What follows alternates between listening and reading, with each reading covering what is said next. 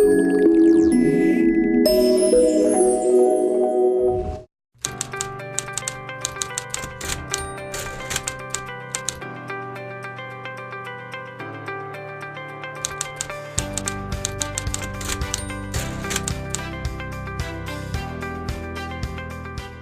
хуулийн төсөлд шинэлэг ямар заалтууд орсон бэ нүдэ?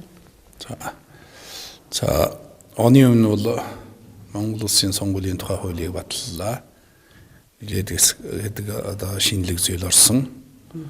За хамгийн түрүүнд бол одоо Монгол Улсын ерөнхийлөгчийн сонгуул, Монгол Улсын их хурлын сонгуул, Монгол Улсын одоо орон нутгийн иргэдийн төлөөлөгчдийн хурлын сонгуулийг хамтдаад нэгдсэн хуулиар зохицуулахар болж байгаа нь бол одоо шинэлэг зүйл гэж хэлж болно. Яг мэдээж энэ 3 субъект гэдгээр тусдаа субъект байгаа ч гэсэн нийтлэг зүйлүүд бас байгаа. Тэгээд нийтлэг зүйлүүдийн нэгдүгээр бүлэгт нь оруулаад тусгай зохицуултыг нь бол тусад нь оруулаад тэгээд үндсэндээ сонгогч иргэдэд бол ойлгомжтой байх үүднээс сонгуулийн эрхцийн нэг гарын авалгатай байх үүднээс нэгдсэн одоо хуулийг баталснараа энэ бол онцлогтой хууль болсон гэж үзэж байгаа. Хар машинаар тоолох гэдэг дээр бас яг энэ хууль батлахаас өмнө бас нэлээд шүүмжил гараад байсан. Энэ асуудлаар зохицуултыг хийж өгснөөрөө ер нь хаанаас сэтгэл ханамжтай үлдэж чадсан нь. Гэхдээ яг энэ нь бол үнэн хэрэг дээр бол санал толгох төхөөрөмжийг бол одоо улс төрийн үүднээс янз бүрийн байдлаар бол одоо нийгэмд бол буруу ойлголт төрүүлсэн л дээ. Тэгэхээр энийг засах үүднээс өөрөөр хэлбэл эргэлзээ байхгүй болгох, хардл зэрэг байхгүй болгох үүднээс бол нийт одоо хэсгийн хороодын 50% дээр бол техникийн тоолго хийхээр болсон. Энэ нь бол өөрөө одоо ингээд энэ саналыг гаргасан улс төрийн намуудын хувьд бол одоо тэр эргэлзээг тайлах том ач холбогдолтой зохицуулт орсон гэж үзэж байгаа. Өөрөөр хэлбэл 50 гэдэг чинь баггүй тоо шүү дээ. Альва ямиг одоо эргэлзэж байвал 50% хүртэл нь бол одоо ингээд хяналт тавьсан байхад тэн дээр асуудал гарвал энэ дал асуудал үүсэн шүү дээ. 50 хүртэл одоо техникийн тоолго хийхэд тэр асуудал үүсэхгүй бол тэгээд ойлгомжтой байгаа шүү дээ. Энэ бол одоо ямар ч хүнд ойлгомжтой зүйл байна. Тэгэхээр энэ дэр бол эргэлзээ тайлагдах эрхцийн үндэс бүрдлээ гэсэн. Хуулийн дээр бол одоо 28 одоо жагсаалтаар нэрдэвших 28 нэрдэвших шиг бол намн жагсаалт гаргаад ирэн бэлэн гэсэн тийм зохицуулт байсан. Тэгэхдээ тэр нь бол яг ерөнхийдөө бол намн л одоо танилцуулахаас биш сонгуулийн үеэр аль биесээр танилцуулах тухай асуудал байхгүйсэн л да. Тэгээ энэ хуулийн дээр нэг одоо шинэлэг зүйл бол жагсаалтаар орох 28 нэр дэвших шиг нам болгоно одоо жагсаалтаа гаргаад ирэмбийн тогтоож өгнө.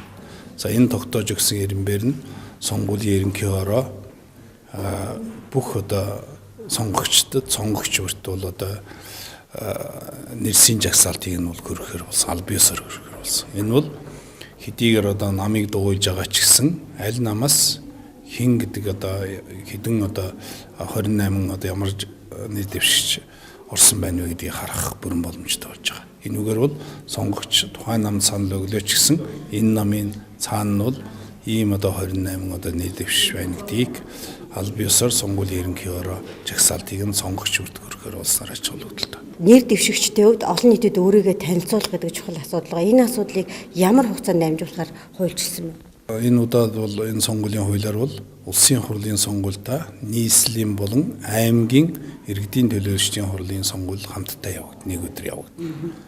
За энэ бол одоо хамгийн гол ач холбогдол нь зардал гэмнэх ач холбогдолтой. Жишээлбэл одоо ингээд юу гэдгийг аймгийн нийслэлийн сонгуулийг тусад нь явуулсан тохиолдолд мөн адилхан нэр дэвшгийн өвч төр улс орны санхүү төсвийн өвч төр баахан зардал гарна шүү дээ. Энэ зардлыг бол бүрэн одоо хэмнэх боломж бүрдэж байгаа. Нэг талаар. За нөгөө талаараа бол тухайн намаас одоо улсын хурлд болоод аймагт нэр дэвшсэн нэр дэвшигчд бол нэг баг болж ажиллах бүрэн боломж бүрдэж байгаа хөө мөрийн хөтөлбөр оюулдуулах. Энүүгээр бас ач холбогдолтой. За мэдээж яг сум дүүргийн иргэдийн төлөөлөгчдийн хурлыг бол сонгуулийн жилийн 10 сарын сүүлчээр тусад нь явуулахар болсон байна. Телевиз радиогоор сонгуулийн сурталчилгаа явуулах хугацааны тухайд ямар заалт орсон бэ? За телевиз радиогийн хувьд бол яг одоо арилжааны телевизийн хувьд бол одоо нэг өдөр төлбөртэй сурталчилгааны явуулах хугацаа бол 1 цаг буюу одоо 60 минут. Энэ нь бол бүх одоо сонгуульд оролцож байгаа нам эвсэлүүд бол ижил тоогоор одоо үйлчлэх ёстой гэсэн юм заалт орсон байна. За дээр нь бол одоо хэвлэл мэдээллийн хэрэгслийн хувьд бол одоо сурталчилгаа явуулах хувь хэмжээ бол буураагүй байна. Хоног хугацааны тухайд Хоногийн хувьд бол орд нь 21 хоног байсныг 18 хоног болгосон. Төсөл дээр 14 хоног байсныг 21 болгож орсон. 18 болгож орсон байна. 18 хоног гэдэг бол ерөнхийдөө бол одоо сурталчилгаа хийх боломжтой хугацаа гэж ажлыг хийсэн байна. Хуучин одоо өмнө улс төрд яваад олон танигдсан хүмүүсийн хувьд бол энэ боломжийн хугацаа, гэхдээ шинээр орж ирж байгаа хүмүүсийн хувьд бол энэ чанартай байна гэдэг нэг шүүмжил гараад идэв дээ. Гэхдээ яг ер нь бол улс төрийн одоо энэ сонгуульд оролцож байгаа нам нэвсэл хувь нь ялгаа байхгүй. Зөвхөн 18 хоногийн дотор бол одоо олон дэм танигдна гэж ойлголт байхгүй шүү дээ. Угаасаа л тэр төвшөнд хүрэхийн тулд бол урд нь бол одоо нийгэм танигдсан байх асуудал хүүгнийх нь асуудал ба шүү дээ. Тийм учраас 18 хоног гэдэг бол боломжтой болсон гэж үзэж байгаа.